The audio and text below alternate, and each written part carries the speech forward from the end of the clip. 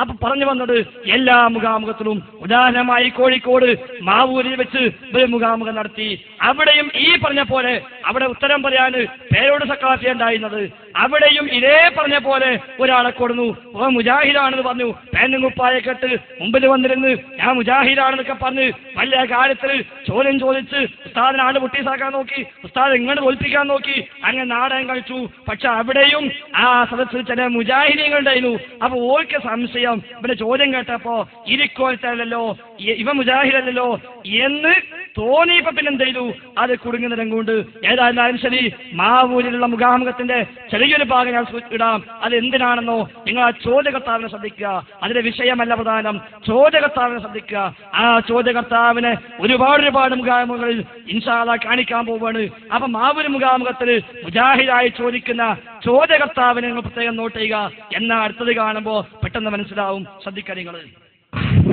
സാധാരണ സുന്നി പണ്ഡിതന്മാർ ധാരാളം സദസ്സുകളിൽ പറയാറുണ്ട്, ഇസ്ലാം മതത്തിനെ കാലഘട്ടത്തിനനുസൃതമായി മാറ്റത്തിരുത്തലിന് വിധേയമാക്കാമെന്ന് മുജാഹിദുകൾ പറയാറുണ്ട്, മുജാഹിദുകൾ എഴുതി പിടിപ്പിച്ചിട്ടുണ്ട് എന്നൊക്കെ പ്രസംഗിക്കാറുണ്ട്. അടുത്ത സമയത്ത് ഞാൻ എറണാകുളത്ത് വെച്ച് ഒരു ഫൈസിയുടെ പ്രസംഗം കേൾക്കാൻ സാധിച്ചു. അയാൾ സമസ്ത കേരള ഇസ്ലാം മത വിദ്യാഭ്യാസ ബോർഡ് അനുസരിച്ച് പ്രവർത്തിക്കുന്ന ഒരു ഫൈസിയാണ്. അയാൾ ഇങ്ങനെ പ്രസംഗിച്ചു, സഹാബത്തിനെ കാഫിറാക്കി അങ്ങനെയാണ് ഇങ്ങനെയാണെന്നൊക്കെ പ്രസംഗിച്ചു. അവസാനം പ്രസംഗം കഴിഞ്ഞതിന് ശേഷം ഞാൻ ചിന്തിച്ചു, ഞാനൊരു മുജാഹിദുകാരനാണെങ്കിലും ഇങ്ങനെ ഒരു വാദം മുജാഹിദിനുണ്ടോ എന്ന് സംശയമുള്ള നിലയ്ക്ക് തന്നെ ഞാൻ അയാളോട് പോയി ചോദിച്ചു, നിങ്ങൾക്ക് വ്യക്തമായ രേഖയുണ്ടോ എന്ന് ചോദിച്ചപ്പോൾ അയാൾ നിന്ന് വിറയ്ക്കുകയാണ് ഉണ്ടായത്. ഇതുപോലെയാണ് നിങ്ങളും ഇവിടെയും പറഞ്ഞിട്ടുള്ളത്, പലയിടത്തും പറഞ്ഞിട്ടുള്ളത്. നിങ്ങൾക്ക് വ്യക്തമായ രേഖകൾ വല്ലതും ഉണ്ടോ? അതാ ഞങ്ങളും അല്ലാത്തവരും തമ്മിലുള്ള വ്യത്യാസം. രേഖ ഇല്ലാതെ ഒന്നും പറയില്ല. വ്യക്തമായ രേഖ ഞങ്ങൾക്ക് കാണിച്ചു തന്നങ്ങൾ എന്താ കാട്ടാണ്.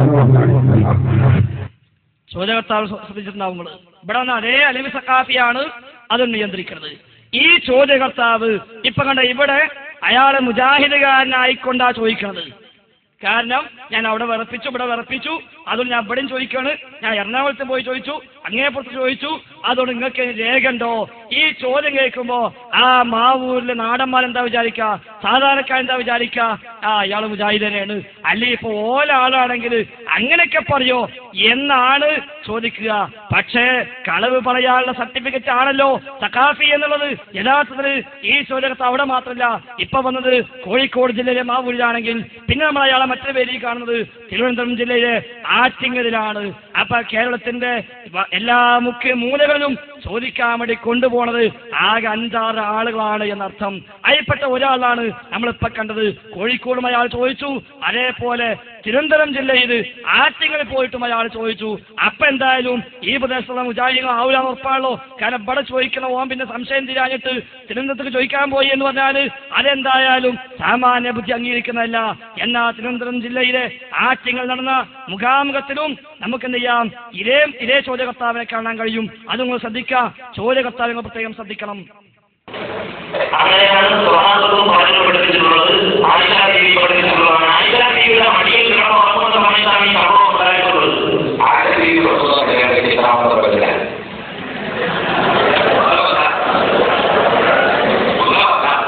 അതീതനുണ്ടോ? എത്ര വർഷത്തിലായിക്കോട്ടെ അതീതനുണ്ടോ? അവർക്ക് പറഞ്ഞാൽ പറഞ്ഞു എന്നോടല്ല ചോദിക്കാനുള്ളത്, ചോദ്യം ഇവിടെ നടന്നതാണ്, മറുപടി മാത്രമാണ് അവിടെ ആവശ്യമുള്ളത്. ആ സുഹൃത്തെ ഇസ്ലാം കേൾക്കാൻ കഴിഞ്ഞ് കൊല്ലങ്ങൾ കഴിഞ്ഞ ആയിരത്തി ബീവിയുടെ റസൂല കേൾക്കുന്നത് അറിയോ? മനസ്സിലായോ? ഈ സദസ്സ് മുഴുവൻ പിടിക്കാനില്ലേ നിങ്ങൾ പറഞ്ഞത്? ഇപ്പൊ നിങ്ങൾ മനസ്സിലായോ? പിടിയായാലും നിങ്ങളെ പൗരന്മാര് നിങ്ങളെ കണ്ടങ്ങൾ അതേ ചോദ്യകർത്താവ് അവിടെ മോൻ വന്നത് എങ്ങനെയാ മുജാഹിദായിട്ടാ. എന്നിട്ട് മുജാഹിദുകൾക്ക് ഇല്ലാത്ത വാദാ ചോദിക്കുന്നത്. ഇസ്രായേൽ മിറാജ് ഉണ്ടായിട്ടില്ല എന്ന് മുജാഹിദുകൾ പറയുന്നുണ്ട് എന്ന് തോന്നിപ്പിക്കുന്ന രീതിയിൽ ആയിഷ ബീവിനെ മടി കിടക്കുമ്പോഴാണ് മിറാജ് സംഭവം ഉണ്ടാകുന്നത്. അപ്പൊ ആയിഷ ബീവിയെ കുറിച്ച് പറഞ്ഞിട്ടുണ്ട് എന്ന് പറയുമ്പോൾ എല്ലാവർക്കും അറിയാലോ മിറാജ് കഴിഞ്ഞ് കൊല്ലങ്ങൾ കഴിഞ്ഞിട്ടാ ആയിഷ ബീവിനെ കിട്ടുന്നത് എന്ന്. അപ്പൊ എന്താ ഈ ചോദ്യം മുൻകൂട്ടി പ്ലാൻ ചെയ്യുക, നിങ്ങളെ ചോദിക്കുക, നിങ്ങളെന്താ ചെയ്യാ മുജാഹിദീങ്ങളെ കുതിരാക്കുക. അപ്പൊ പറയാ നിങ്ങൾ ഈ ആളുകൾക്ക് വിഡ്ഢിയാക്കി, ഇപ്പൊ നിങ്ങളാണ് വിഡ്ഢിയായത്, നിങ്ങളെ മൗലിക വിഡ്ഢിയായത്, ഇത് കേൾക്കണം എന്താ വിചാരിക്കുക, ഈ ചോദ്യകർത്താവ് എന്തായാലും മുജാഹിദ് തന്നെയാണ് എന്നല്ലേ. എന്നാൽ അതേ ചോദ്യകർത്താവാണല്ലോ മാവൂരിൽ നമ്മൾ കണ്ടത്, അതേ ചോദ്യകർത്താവൻ തന്നെയാണ് തിരുവനന്തപുരം ജില്ലയിലെ ആറ്റിങ്ങലും നമ്മൾ കണ്ടത്. എങ്കിൽ ഇവരെ പണിയില്ല, ഇല്ലാത്ത കുറെ വാദങ്ങൾ അതൊക്കെ ഉണ്ട് എന്ന് പറഞ്ഞിട്ട് അതിന് ഏതെങ്കിലും ആയത്ത ദിവസക്കാർ ദുർവ്യാഖ്യാനം ഓതിയിട്ട് അതൊക്കെ മുജാഹിദീങ്ങളെ വെച്ചിട്ടിട്ട് മുജാഹിദീങ്ങളെ കുതിര കയറിയിട്ട് ആണ് ജയിച്ചു എന്ന് വെച്ച് തീർക്കുക. ഈ ചോദ്യം ചോദിച്ചപ്പോ ആ മുഖാമുഖം കേൾക്കാൻ നിൽക്കുന്ന കുറെ മുജാഹിദീങ്ങൾ ഉണ്ടായിരുന്നു. അവർക്ക് തോന്നി ഇയാൾ എന്തായാലും മുജാഹിദല്ല, കാരണം ഇല്ലാത്തൊരു വാദം പറഞ്ഞപ്പോ മുജാഹിദീങ്ങൾക്ക് അങ്ങനത്തെ വാദം എന്തായാലും ഇല്ല, അപ്പൊ പിന്നെ ഇയാൾ മുജാഹിദല്ല, എന്നാ ഒന്ന് ചോദിക്കാലോ എന്ന് കരുതി നമ്മുടെ നാട്ടില് ആ ചെറുപ്പക്കാരെ കാണിച്ച പോലെ അവിടുത്തെ ചില മുജാഹിദീങ്ങൾ ഇടപെടാൻ തുടങ്ങിയപ്പോ പേരോടിന് മനസ്സിലായി സംഗതി ഞാനും കൊടുങ്ങും ചോദിച്ചോനും കൊടുങ്ങും. അപ്പൊ മൂപ്പ് ചെറിയ നമ്പർ ഓൻ മുജാഹിദൊന്നല്ല, ഓൻ ജമാഅത്തൊന്നല്ല, ഓൻ സുന്നത്തമായ തൈക്കാരം, പക്ഷേ മുജാഹിദീങ്ങൾ ചോദിക്കണ മാതിരി ഓൻ ചോദിച്ചതായിരിക്കും എന്ന് പറഞ്ഞിട്ട് ചോദ്യകർത്താവ് രക്ഷപ്പെടുത്താനുള്ള ശ്രമം അതേ ആഴ്ചകൾ നമ്മൾ നടന്നു. അതും കൂടി കാണി അപ്പൊ ഇവരുടെ കാപ്പട്യം വളരെ കൃത്യമായി ബോധ്യപ്പെടും. ചോദ്യോത്തരങ്ങൾ അവിടെ ചോദിക്കാൻ അവകാശം ഞാനിവിടെ നിങ്ങൾ ആരും ഇടപെട്ടാക്കില്ല, മറുപടി ഞാൻ ഒറ്റ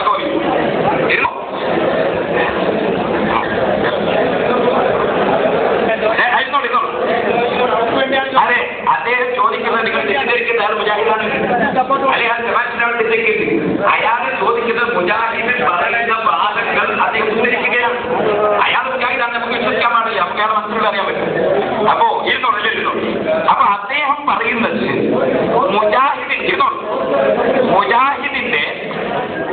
മുജാഹിദിന്റെ ആളുകൾ പറയുന്ന അതേ വാക്ക് അദ്ദേഹം ഉദ്ധരിക്കുന്നതാകണം. അതുകൊണ്ട് നിങ്ങൾ ആരും അതിൽ ബഹളം കൊണ്ടുണ്ടോന്നില്ല, എല്ലാവരും എടുത്തോ, എല്ലാവരും ഇരുന്നോ, ഒന്നും ആരും പറയാനില്ല, മറുപടി ഞാൻ പറഞ്ഞു. അപ്പൊ ഫസ്റ്റ് ഒന്നാമത്തത് മുഹമ്മദ് നബി സല്ലല്ലാഹു അലൈഹി വസല്ലമ തങ്ങളുടെ ആരും മിണ്ടണ്ട, ഞാൻ നിങ്ങൾ വളണ്ടിയർമാരും മിണ്ടണ്ട, ഞാൻ ഒറ്റയ്ക്ക് ഞാനാ ഇവിടെ പോകാൻ പറ്റും, അവിടെ ഇരുന്നോളൂ, മതി അതാ. അപ്പോ കണ്ടങ്ങൾ പൊളിഞ്ഞപ്പോ രക്ഷപ്പെടുത്തുക, പൊളിയാന്ന് കണ്ടപ്പോ ഇവിടെ കാറ്റുമരം കാറ്റിലുണ്ടെങ്കിൽ അത് ബുദ്ധിമുട്ടാണ് മൂപ്പർക്കറിയാം. അതുകൊണ്ട് എന്ത് ചെയ്യാ, മൂന്ന് വേറെ നമ്പർ ഇറക്കി അയാൾ മുജാഹിദാ വിചാരിക്കണ്ട, അയാൾ ജമാഅത്താ വിചാരിക്കണ്ട, അയാൾ മുജാഹിദുകൾ ചോദിക്കണ പോലെ ചോദിക്കാതിരിക്കുന്ന. എന്നാ അയാൾ ചോദ്യം എന്തായിരുന്നു, നമ്മൾ കണ്ടല്ലോ, ഞങ്ങൾ മുജാഹിദുകള് നിങ്ങൾ സുന്നിയാള് എന്ന് പറഞ്ഞിട്ടാണ് മൂപ്പർ ചോദിക്കുന്നത്. അതാണ് മുജാഹിദുകൾ ചോദിക്കാമായി ചോദിക്കുന്നത്. എന്തിനാ സഹോദരന്മാരെ ഈ വക നാടകമൊക്കെ? ഇവിടേക്ക് നിങ്ങൾക്ക് ഒന്ന് ചെയ്താൽ മതിയായിരുന്നു. മുജാഹിദുകളൊക്കെ ഞങ്ങൾ ക്ഷണിച്ചിട്ടുണ്ട്, പക്ഷെ മുജാഹിദുകാരും വന്നിട്ടില്ല. അതുകൊണ്ട് കാര്യം ചെയ്യാ, ഒരു സാധാരണ പറഞ്ഞ പറച്ചിലുണ്ട്, അത് ഞങ്ങൾ ചോദിക്കുകയാണ് എന്ന് പറഞ്ഞ് മാന്യമായി അൽബിക്കോ അബ്ബാസിനോ ആർക്കും ചോദിക്കുന്നല്ലോ. അതിന് സംഘടന കൊടുത്തൊന്നും തൃശ്ശൂരിന് ആളെ കൊണ്ടുവരുന്ന ആവശ്യമില്ല, നേക്കിനാണ് ചോദിച്ചാൽ മതി, എന്നാ സംഗതി മനസ്സിലാവുമല്ലോ. പക്ഷേ ചെറിയൊരു പോരായ്മ പറ്റി. അതുകൊണ്ട് മുജാഹിദ് ആണെന്ന് മതത്തിനെ കൊണ്ടപ്പോ അവർക്ക് തോന്നിയില്ല ഇത് ഈ നാട്ടിൽ എല്ലാവരും വിദ്യാളെന്നല്ല, ഈ നാട്ടിൽ ആത്മാർത്ഥതയുള്ള ഇതൊക്കെ വീക്ഷിക്കുന്ന ഇതൊക്കെ ചോദ്യം ചെയ്യുന്ന ചെറുപ്പക്കാരുണ്ട് എന്നുള്ളത് അലവി സഖാഫിക്ക് മനസ്സിലായില്ലെങ്കിൽ ഏതായാലും ഇനി എവിടെയെങ്കിലും മുഖാമുഖത്തിന് പോകുമ്പോ ഒന്ന് ശ്രദ്ധിച്ചോളും എന്ന കാര്യം നമുക്കറിയാം. അപ്പൊ ഇവിടെ ഈ ചോദ്യകർത്താവ് ഇവര് കൊണ്ടുവന്ന ഒറിജിനൽ മുസ്ലിയാർ തന്നെ വേഷം മാറി മുജാഹിദാണെന്ന് പറഞ്ഞ് ചോദിക്കുക. ചോദ്യമോ ഇല്ലാത്ത വാദം, മുജാഹിദുകൾക്കില്ലാത്ത വാദം മുജാഹിദുകൾക്ക് ഉണ്ട് എന്ന് പറഞ്ഞുകൊണ്ട് ആ ചോദ്യം ചോദിക്കുന്നത്. എന്നിട്ട് പേരോടിന് അറിയാലോ ഇയാൾ മുജാഹിദല്ല, അവിടെ പറയും ചെയ്തു ഇയാൾ മുജാഹിദാവ് ചോദിക്കണ്ട, ഇയാൾ ചോദിക്കുന്ന ചോദ്യം ചോദിക്കായിരിക്കും എന്ന് ഇവിടെ പറഞ്ഞല്ലോ. എന്നാൽ അതേ പേരോട് മുസ്ലിയാർ അപ്പുറത്ത് കോഴിക്കോട് ജില്ലയിൽ നാദാപുരത്ത് ഹുസൈൻ സലഫിയുമായി ഖണ്ഡന പ്രസംഗം നടന്നപ്പോൾ അവിടെ പേരോട് മുസ്ലിയാർ പറഞ്ഞു, ഞാനൊരു സ്ഥലത്ത് മുഖാമുഖത്തിന് പോയപ്പോ ഒരു മുജാഹിദ് മൗലവി അവിടുന്ന് പറയാണ് അല്ലാഹു റസൂൽ മിറാജിന് പോയിട്ടില്ല എന്ന് പറഞ്ഞു എന്ന് പറഞ്ഞിട്ട് നാദാപുരത്ത് പോയിട്ട് ഈ നടന്ന നാടകം എടുത്ത് അവിടെ പോയി മുജാഹിദ് മൗലവിന്റെ പേരിൽ പിന്നെയും വെച്ച് കെട്ടിക്കൊണ്ട് പ്രസംഗിക്കുകയാണ് ഈ പേരോട് സഖാഫി ചെയ്തത്. മുജാഹിദ് റസൂൽ മിറാജിന് പോയിട്ടില്ല, അതെന്താന്ന് ചോദിച്ചു. ആയിഷ ബീവിന്റെ ഹദീസ് ഉണ്ട്, ഞാൻ റസൂലുള്ളാഹിന്റെ അടുത്ത് കിടന്നുറങ്ങിയിട്ടുണ്ട്, ഒരു സ്ഥലത്തും പോയി ഞാൻ അറിയൂല. ഞാൻ ചോദിച്ചു ഇതെന്തൊരു മുജാഹിദാണ്, കാരണം ആയിഷ ബീവി റസൂലുള്ളാഹിന്റെ കൂടെ കിടന്നുറങ്ങുന്നത് മദീനത്തുനിന്നാണ്. റസൂലുള്ള മിഅ്റാജിന് പോലും മക്കത്തുനിന്നാണ്. ഇനി വരുന്നതിന് മുമ്പാ. അപ്പൊ ആയിഷ ബീവി റളിയല്ലാഹു അൻഹ റസൂലുള്ളാഹിന്റെ കൂടെ വീട്ടിൽ കൂടുന്നതിന് മുമ്പുണ്ടായ സംഭവത്തിൽ ആയിഷ ബീവിന്റെ തുറക്കുന്നുണ്ടാവോ? കണ്ടങ്ങള് ആ കളിച്ച നാടകം, ആ ചോദിച്ച ചോദ്യകർത്താവ് അയാള് റെഡിമെയ്ഡായി കൊണ്ടുവന്ന ചോദ്യവും അതിനയാള് പറഞ്ഞ ഉത്തരവും അതാണ് ഇപ്പൊ മുജാഹിദുകളുടെ പേരിൽ വെച്ച് കെട്ടിയിട്ട് നാദാപുരത്ത് പോയി പ്രസംഗിച്ചത്. മുജാഹിദ് മൗലവി പറഞ്ഞു എന്നാ പിന്നെ അപ്പോഴത്തെ അയാളെന്നെ പറഞ്ഞു ഇയാള് മുജാഹിദാ വിചാരിക്കണ്ട, ഇയാള് മുജാഹിദുകൾ ചോദിക്കണമായി ചോദിക്കായിരിക്കും. എന്നിട്ട് അയാളെ കുറിച്ചാണല്ലോ ഇപ്പൊ 2 ആഴ്ച മുമ്പ് നാദാപുരത്തിന് പ്രസംഗിച്ചത്. മുജാഹിദ് മൗലവി പറഞ്ഞു റസൂൽ മിഅ്റാജിന് പോയിട്ടില്ല എന്ന്. എന്നാ മുജാഹിദുകൾക്ക് അഭിപ്രായം ഉണ്ടോ? ഇല്ല എന്ന് എല്ലാവർക്കും അറിയാം. മിഅ്റാജ് പോയിട്ടില്ല എന്ന്, മിഅ്റാജ് ഉണ്ടായിട്ടില്ല എന്ന്, ഇസ്രാ ഉണ്ടായിട്ടില്ല എന്ന് മുജാഹിദുകൾ പറയുന്നില്ല. പിന്നെ എന്തേ മിഅ്റാജ് നോമ്പ് നോക്കേണ്ട ആവശ്യമില്ല, കാരണം അല്ലാഹു റസൂൽ നോക്കിയിട്ടില്ല, ഹദീസിൽ വന്നിട്ടില്ല. അതിന് മിഅ്റാജ് നോമ്പ് വിദേശത്താണ് എന്നെ മുജാഹിദുകൾ പറഞ്ഞുള്ളൂ. ഇവിടെ കാണന്മാരി ഇവിടെ മിഅ്റാജ് ആയപ്പോ ഈ മദ്രസിന്റെ മുമ്പിൽ എഴുതിട്ടു റജബ് 27 നിസ്കാരത്തിന്റെ വാർഷികം ആഘോഷിക്കുക, നോമ്പ് നോൽക്കുക. നിസ്കാരത്തിന്റെ വാർഷികമാണ്. അപ്പൊ എന്ത് ചെയ്യാ? ആഘോഷിക്കുക, നോമ്പ് നോൽക്കുക എന്ന് എഴുതി വിടുന്ന ആ ശൈലി അത് ശരിയല്ല എന്നേ മുജാഹിദുകൾ പറഞ്ഞുള്ളൂ. അത് പേരോടിനറിയാം. പേരോട് തന്നെ ആ നമ്മൾ കണ്ട അതേ ആറ്റിങ്ങൽ മുഖാമുഖത്തില് പേരോട് തന്നെ പിന്നെ അപ്പുറത്ത് പറയുന്നുണ്ട് മിഅ്റാജ് ഇല്ല എന്നുള്ള വാദം മുജാഹിദുകൾക്കില്ല എന്ന് പേരോട് തന്നെ പറയുന്നു. അതും കൂടി കേൾക്കി. അപ്പൊ വ്യക്തമായി. കാരണം മൂസാ നബി അലൈഹിസ്സലാമിന്റെ സംഭവം അത് വെറും ഒരു സ്വപ്നമായിരുന്നു. ആ സ്വപ്നമായ ഒരു വിഷയം കൊണ്ട് ഇവിടെ ഞാൻ ചോദിച്ച ചോദ്യത്തിന്റെ മറുപടിയായി സമർത്ഥിക്കാൻ ശ്രമിക്കുന്നത് പക്ഷെ നടന്നില്ല. ഇപ്പോൾ നമുക്ക് മനസ്സിലായി ഇയാൾ മുജാഹിദ് എന്ന നിരീശ്വരവാദിയാണ്. കാരണം മുജാഹിദുകൾ ഒരിക്കലും പറയുന്നില്ല ഇറാഖ് അത് സ്വപ്നമാണ്. അവരുടെ എല്ലാ പുസ്തകത്തിലും അവർ പറയുന്നത് ശരീരത്തോടു കൂടിയാണെന്നാണ്. നിങ്ങൾ പറയുന്നത് സ്വപ്നമാണെന്നല്ലേ? കണ്ടങ്ങള് പേരോട് മുസ്ലിയാർക്കറിയ മുജാഹിദുകളെ മുഴുവൻ പുസ്തകത്തിലും മിഅ്റാജും ഇസ്രാ ഉണ്ട് എന്നാണ് അവർ പറഞ്ഞത്. എന്നിട്ട് അത് മൂടി വെച്ചുകൊണ്ടാണ് അപ്പുറത്ത് വന്നിട്ട് മുജാഹിദ് മൗലവി പറഞ്ഞു മിഅ്റാജ് ഉണ്ടായിട്ടില്ല, മുജാഹിദ് മൗലവി പറഞ്ഞു ഇസ്രാ ഉണ്ടായിട്ടില്ല എന്ന് പറഞ്ഞ് മുജാഹിദുകളെ കുതിര കയറുന്നത്. ഇതാ ഞാൻ പറഞ്ഞത്.